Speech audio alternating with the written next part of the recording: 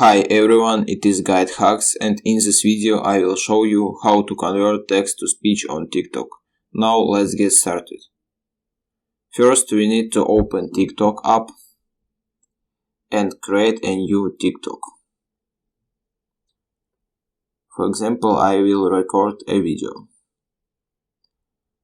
When you are done with the video recording part, tap Done and then tap Text at the bottom to add a text box. For example, I will write this one. Type what you would like to say, and also you can change the text color and style if you would like. Place the text box where you want it to sit on your video. Then tap the text box to bring up a pop-up menu. Select text to speech.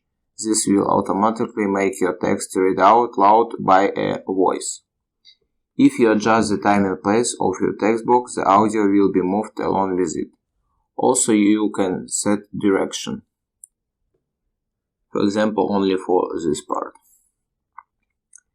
And will play at the point the text appears on the screen. Repeat the steps to add as many text boxes with the text to speech as you would like to. If you found this video helpful, we would love if you subscribe to our GuideHacks channel.